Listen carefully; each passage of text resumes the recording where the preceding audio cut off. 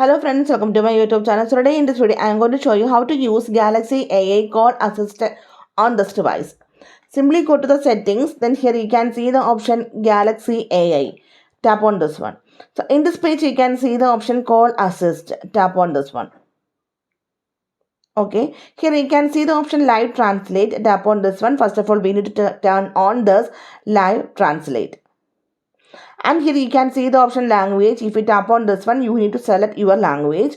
If your language is not there, then you need to download the required language pack. You can see lots of languages are here. Galaxy AI can translate phone conversation in real time.